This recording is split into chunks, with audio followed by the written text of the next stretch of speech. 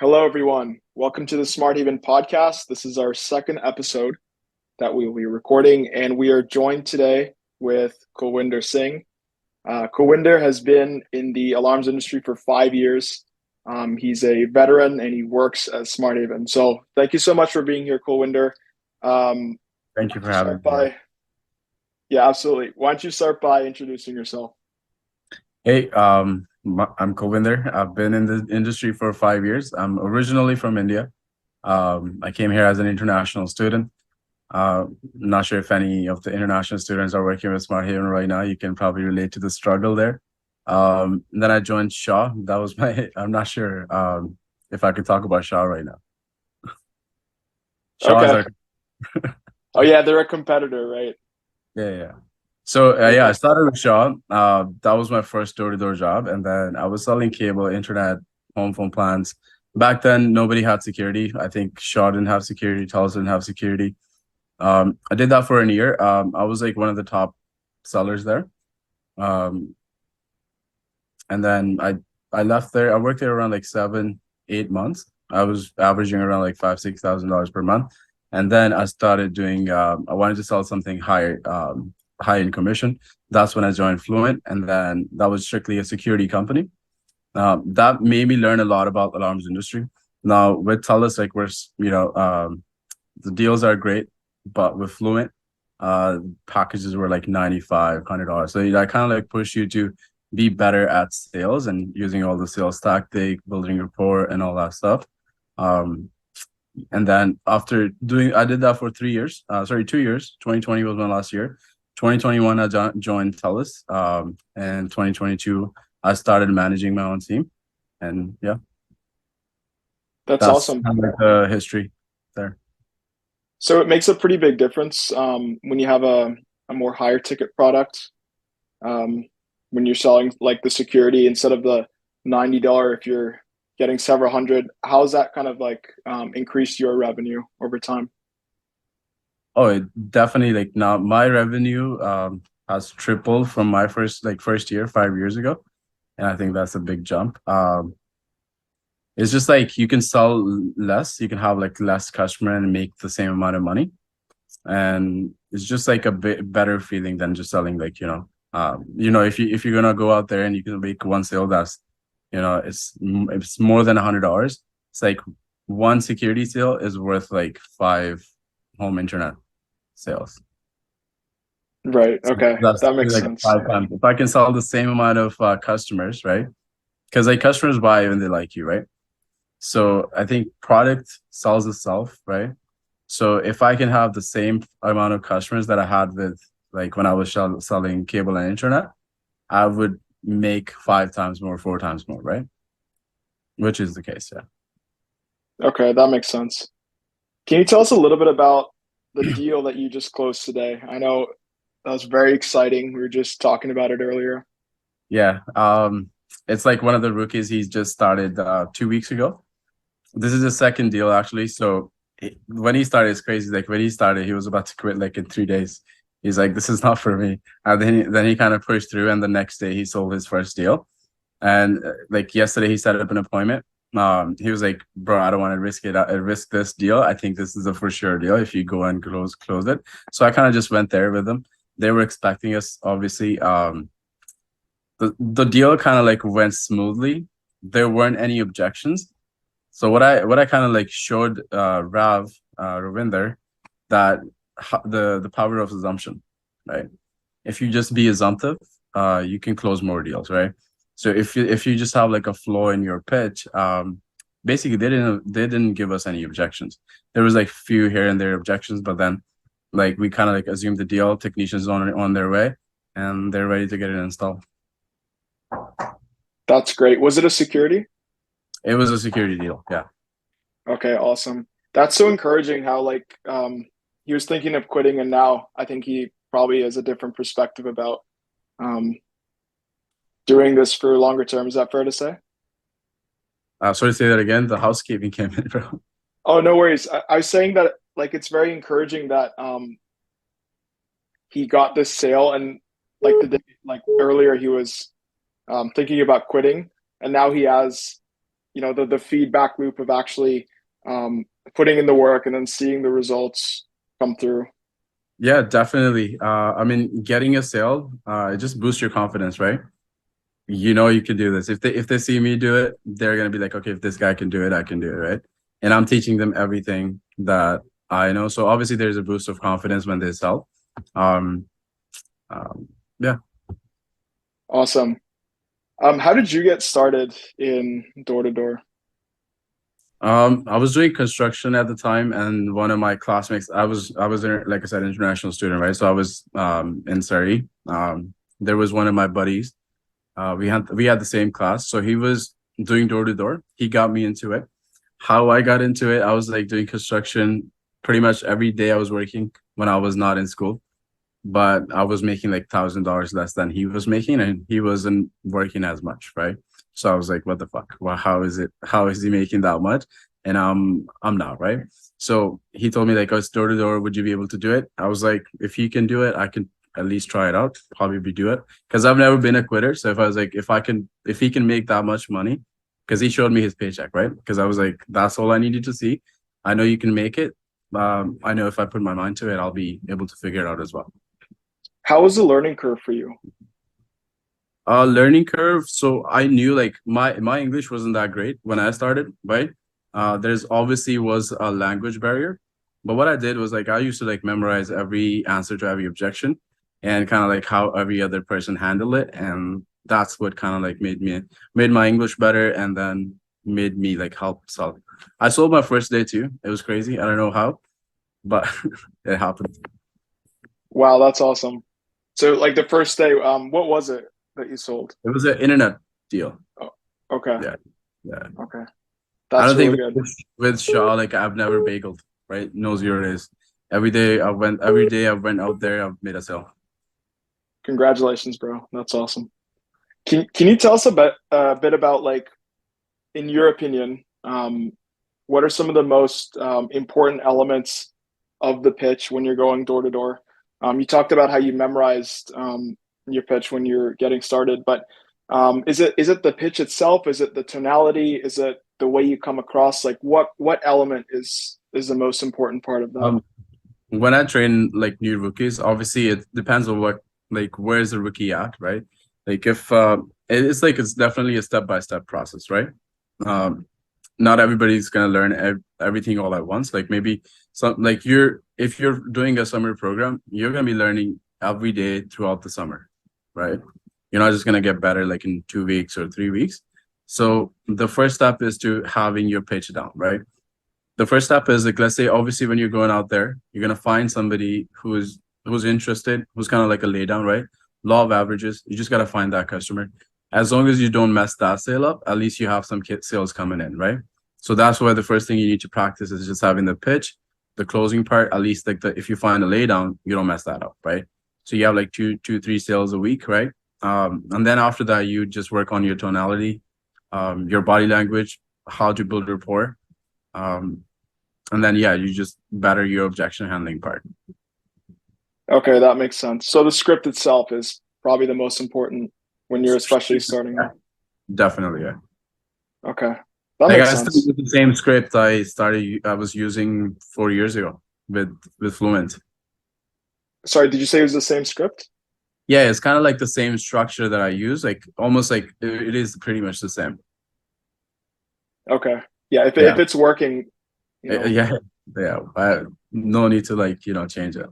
exactly. Obviously, if you're gonna sell more, you have to adapt your pitch to what kind of area you're working in.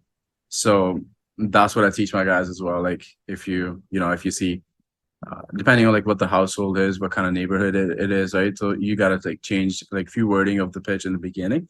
After that, everything is the same, right? Because it's just the intro part, and then you do the product knowledge, product value building. That's kind of like gonna stay the same no matter who you're talking to. For someone who's more advanced, is the main difference that they still have the same structure of the script, but they deliver it in a way that doesn't sound scripted? Is that fair to say? Yeah, yeah. So definitely, like you have to. People have gotten door to door reps on their door, right? And Yeah. if you're just like the same guy, like the last guy, they're not gonna listen to you, right? So you definitely have to be different.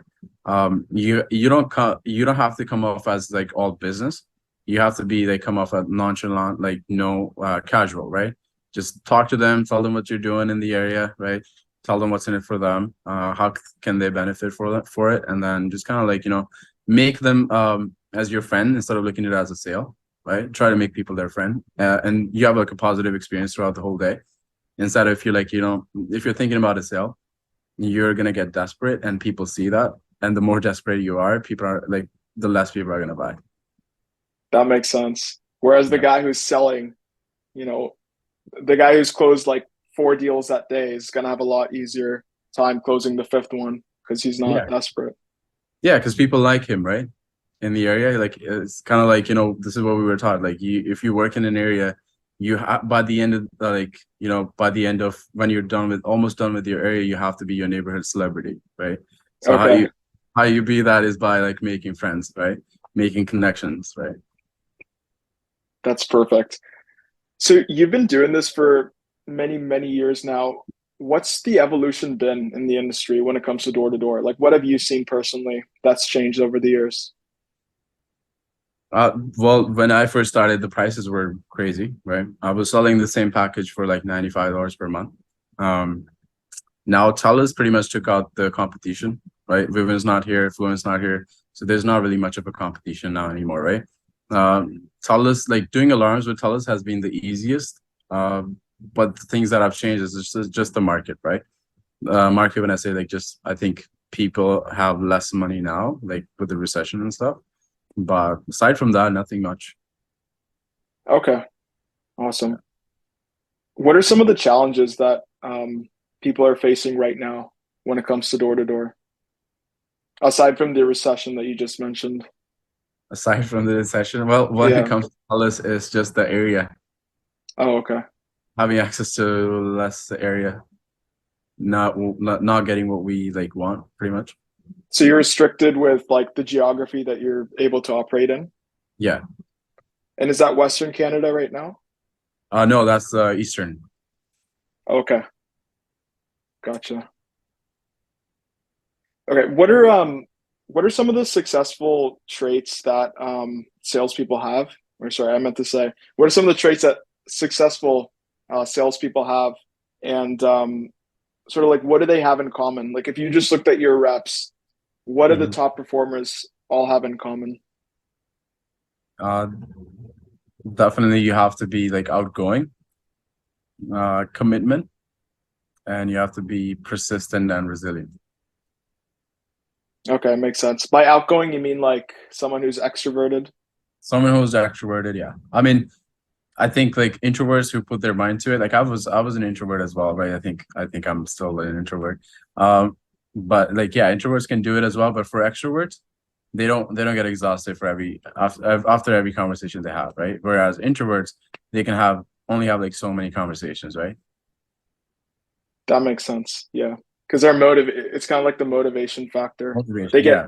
they get energized by talking to people. By So talking more, and then introverts lose more energy by talking more. awesome. Okay.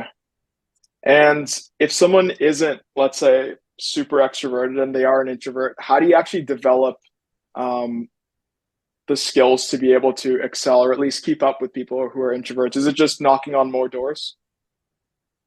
Yeah, it's just like you're not gonna like you're not gonna go from like an introvert to extrovert like one summer, right?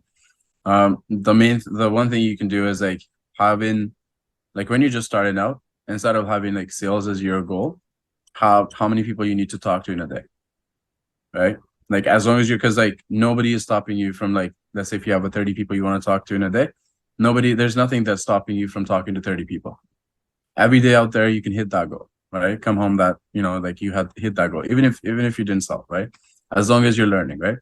If you're not selling, you're learning something. So that compounds and eventually you'll just start selling every single day, right? So that would be the one, I think. That makes sense. I think that's a really effective strategy. And it kind of segues into what I'm going to ask you next, which is what techniques have proven most effective for door to door? This can be just general textbook stuff or things that you found in particular.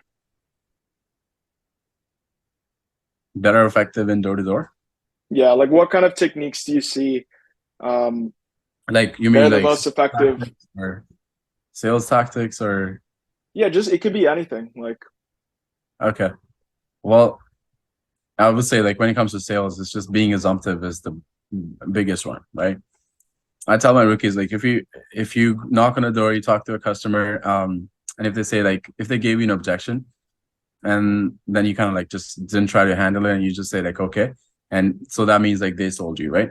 When an interaction, like if you're talking to a customer, it's either the customer selling you or you're selling the customer, right?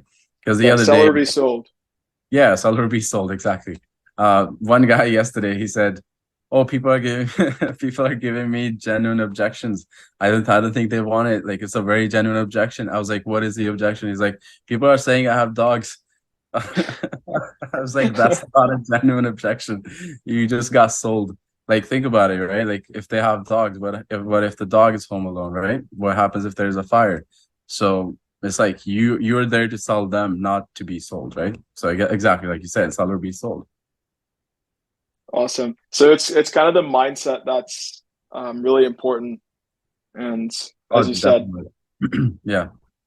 just You, being you like definitely gotta assumptive. be positive, right? Like you gotta be positive. Okay. What do You you have to think really about? sorry. Yeah, go ahead. Go ahead. I was saying like when it comes to being positive, it's like a lot of rookies, think about a lot of the negative stuff. Is like instead of thinking about stuff that you can't really control, always think about the stuff that you can control, right? Because that's under your control. You can change that. But most rookies, what they do in their first year is like they'll be like areas that people can't afford it, all that stuff.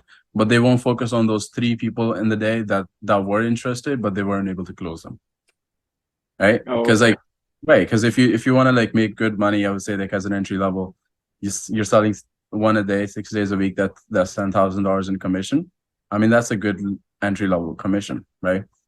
So if you're focusing on those three people, aside from like the rest of the 25 people that were hard-nosed customers, your sales are going to go up, right? Because those three customers is what everybody's going to sell if somebody's working in that area. Right. Yeah. Exactly. That makes a lot of sense. And how do they overcome some of the common objections that they're getting all the time? First off, can you tell us like what are these common objections um, that your reps are getting all the time, and then how are they overcoming them? The most common one is just not interested, right off the Okay. bat. Yeah, but that's just like mainly smoke screen. People like when you just start pitching and you haven't even told them what you're selling and they're saying not interested. Think about it. What they're saying not interested to, right? They're just saying not interested to talking. They're not saying not interested like because they're busy or something like that. So you just acknowledge that and then you question. You because your initial 15 seconds, 20 seconds is to build curiosity, right? Make people think what you're doing instead of you telling them, right? Make them wonder what you're doing. So yeah. So not How do you interested is build? Yeah, I was just gonna ask, how do you build that curiosity? how do you build that? Asking questions. Have any of your neighbors told you what we're doing, or have your neighbor Susan told you that I'll be stopping by today? Oh, she didn't. I'll get mad I'll get mad her at her later. I used to say that a lot. That's awesome. So it's just kind of like trying to grab their attention so that they're like being inquisitive. Yeah. Awesome. Or like, have you seen our trucks walking, like, driving by? Have you seen our reps walking by? Or have you seen these doorbell cameras? Maybe your friends and family have it. So like, because people want what their neighbors have or their friends or family have. So that's a very good question to have because doorbell cameras are pretty popular, right? Even if they don't have the doorbell cameras from TELUS, they usually have like doorbell cameras from somewhere else, right? So if you use that, they think about the last time they went to somebody's house that had a doorbell camera. Now they'll think about like, okay, so this might be something that I want, right? So That's those, also a lot of social proof that you have, right? If right? you're installing cameras in their neighbors, well, obviously that means you're probably credible. And if their neighbors trust you, then they should probably trust you as well, right? Definitely, yeah. Awesome. So let's talk a little bit about like building and then managing a successful sales team. Obviously, you manage a lot of people, and this is kind of in your expertise. What are some of the key traits that you're looking for when you're recruiting new salespeople? Commitment is definitely the number one, right? And then coachable, right? You have to be willing to listen, punctual, just an outgoing personality, right? I would say that's yeah, Okay, those are the so traits that commitment, coachable, and outgoing. yeah. Okay, awesome. And how are you designing like a training program that's effective, that works? Is that something that you do, or are you following something that's already pre-made?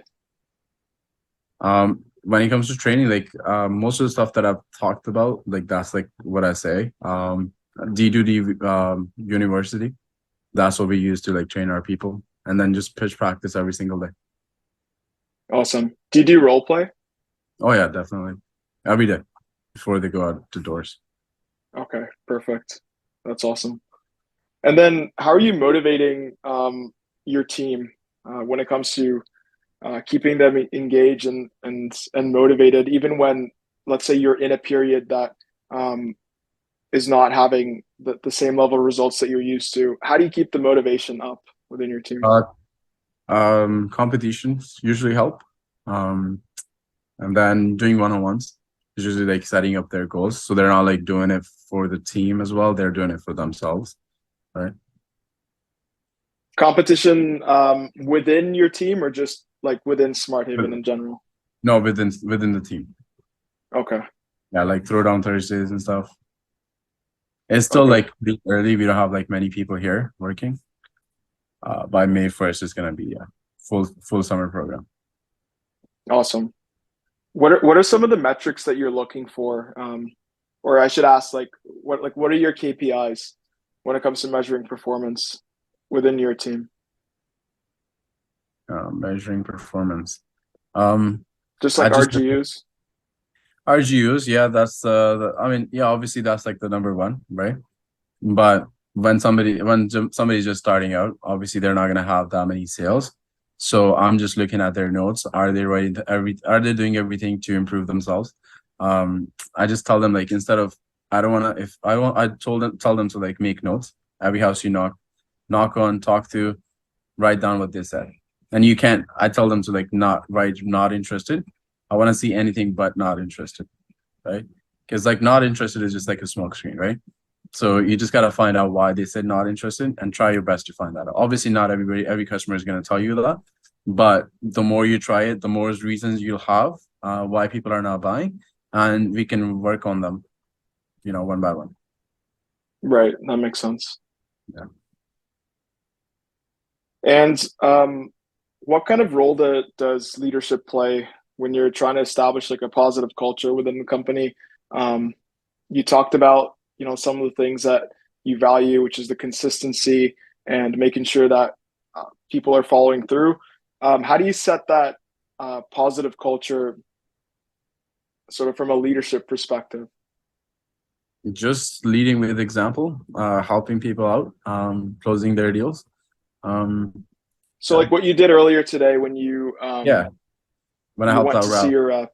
yeah, Yeah, that's awesome. I think when they see you do it, I think it's a lot more. If it's like, okay, if this guy is doing it, I can do it too, right? yeah, Um, it makes it a lot more. I guess they also learn. Everyone can learn from you when you're setting that example and you're able to show them how to do it. So I think that's really good. yeah. And then what kind of things do you do like within your team um, to like foster that supportive environment for sales? So you mentioned like the competitions that you're doing um, within the team. Is there anything else that you think? So last year was my first year managing, right? Okay, We made a switch from like we moved from all of our team was from Vancouver to here. All of us moved here, and then last year we just kind of like joined the other team, right? We weren't like really separate. But this year, things are just starting. So I would say like nothing much so far, because not a lot of people are here. So just Okay.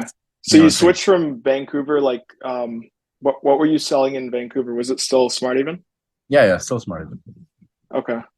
And then you when you started managing the team, you're managing a bigger team now? Yeah. Can you tell us a little bit about your personal interests, hobbies? What do you like to do outside of work? When I'm not working, I like to play poker. Um, I think I want to be a professional poker player eventually. We'll see how that goes.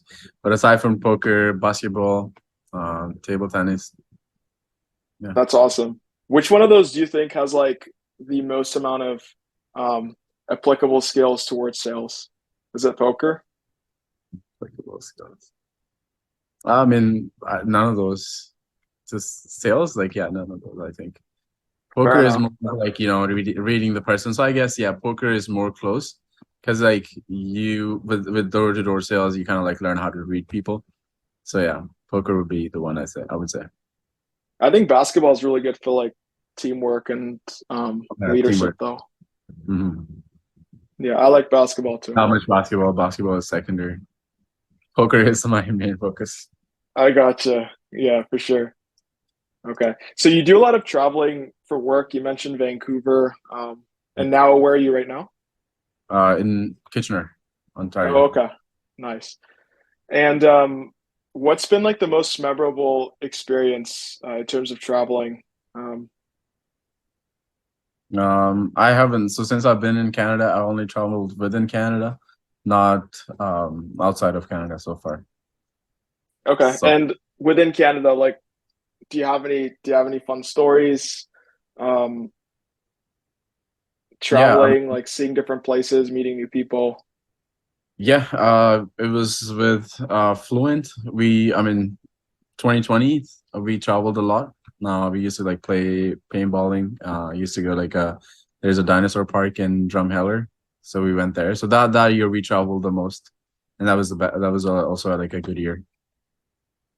Awesome. Does it make the job more fun when you do travel? Oh, definitely, yeah.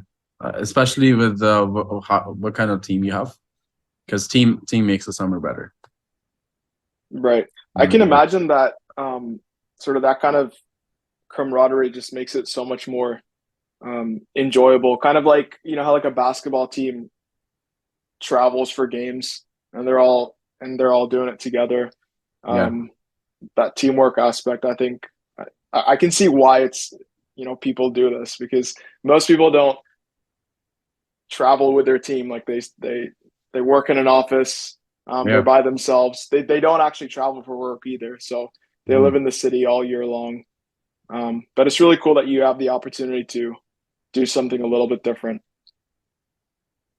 Do you have any recommended books or resources that you recommend to either your reps or anyone in this industry? Uh, Grant Cardone's books are pretty good. So 10x. Yeah, Uncle Um, G. yeah, the one you said was Sell or Be Sold. So that's a good one. I've read that twice. So what's there's another one. How to Influence People and Make Friends. Nice. These Okay. three. What about any like videos or podcasts? Sam Taggart's podcast. It's pretty good. Okay. What's that about? It's just about door to door. Okay. Yeah, you know Sam Taggart, right? No, I don't. Oh, okay, no worries, no worries. Sam But Taggart is people listening will know who he is, I'm sure. yes, okay. Yeah, I mean Yeah, most door to door people know Sam Taggart. gotcha. Yeah. Which book, podcast, or anything that you've seen, which resource has had the biggest impact on your career? Has there been like a life-changing book or manuscript that you've read? I wouldn't say like life changing, but yeah, definitely Okay. book helped. Maybe if I keep on reading, I'll find one of those that will be life changing. I think that makes sense though, because it's probably the practice and the repetition that you're doing is the most important. Yeah, definitely. And the book's more the theoretical knowledge that you're going to apply when you're actually on the field. Yeah. Awesome. Um, so I want to shift topics a little bit and just talk a little bit about technology. Like right now, we're in an unprecedented time when it comes to technological change, and a lot of things are happening really fast. Um, how has technology kind of impacted door-to-door sales? Is it something that you're utilizing in your sales process? This could be like, computers, AI, like anything. Mhm. Like, what do you think about that? Yeah, I mean, when I started doing door to door with alarms, we were doing paper applications. And then now we're using iPads. So yeah, so technology is really helping in that regard. Is anyone using AI on your team? No, No. how would you? I wonder how would you use AI for door to door? Writing a sales script, maybe? I don't know. I've never tried. I don't know. I don't- I'm sure we're gonna see more of that in the future. Um, like my prediction is that you know how you're doing role play with your team. Mhm. I think we're gonna have sales training software that's gonna be able to do that. So you're just talking to the AI, and the AI does role play with you, and then it sort of learns where you're at, and then tries to, I guess, help you learn the script or help you in the areas that you're messing up with. Yeah, no, that's a Similar great idea. to Yeah, Yeah, similar to how like you would do it as a coach right. Yeah, when you're coaching someone on your team. So I think in the very near future, like we're gonna have some really life changing um, tools at our disposal. So yeah, um, AI is improving fast, man. yeah, for sure, it's really cool stuff. How do you stay? So with all this change that's happening, like how do you stay relevant as a sales professional when there's so many different avenues of buying things right now? You can buy online. You can, I mean, just about everything's digital, and door to door has sort of been like very consistent for so many years. But um, how do you sort of do you think that's something that's ever going to change, or is it going to continue with that longevity, despite having other avenues for buying things for consumers? It could change, right? But I think most people buy because of convenience, right? Everybody can get a DIY system. Why don't they do it? Because of convenience, right? So, I Oh, mean, okay. without like somebody going online or like, picking a package and then getting something wrong is like when we show up, right? We're the experts. We build them a package. We show them what's good for their house. What's the best like places to install equipment and stuff. And yeah, we just make it more convenient for them and affordable. Is there also an element of a consumer not knowing what they need until you actually identify the problem? Oh yeah, definitely. That's why like asking questions during your pitch is very important because you want to find the problem, offer a solution. Right. Like maybe someone doesn't know that, I don't know, But a they're smoke does, right? yeah. I was gonna say like losing money on electricity, or like what's Oh the yeah. benefit of getting solar panels, Oh yeah. or they think their house is safe when, and then you tell them that, well, we just heard of a robbery in the neighborhood like 2 weeks ago. I don't know if that's something that you actually use, but No, we you do. know. Yeah, yeah. I mean, we Okay. we say that there's a lot of petty theft. We don't like someone make it sound like it's always like pretty bad. We just like say Yes. like what some of the small stuff's been happening, like little tough. Okay. Gotcha. Okay. That's awesome. So, we learned a ton from that podcast. It's Thank you, awesome. Kulwinder. You shared some really valuable insights. And I hope everyone enjoyed this podcast as much as I did. Um, so we want to thank you so much. Kulwinder, do you have Instagram or anywhere where people can follow you? I'm not very present on social media. Okay. How can people contact you if they want to learn more or just talk to you in general? They can talk to me through the go to the website, LinkedIn, search like Kulwinder Singh. You can probably um, find my name there. Okay. Talk Perfect. to me. That sounds good. All right. You heard Kulwinder, you know where to reach him. So thank you, everybody. If you like this episode, please don't forget to like, comment, subscribe. Also, make sure to follow us on smarthaven.pros. That's smarthaven.pros on Instagram. Thank you so much for listening, and we'll see you next time.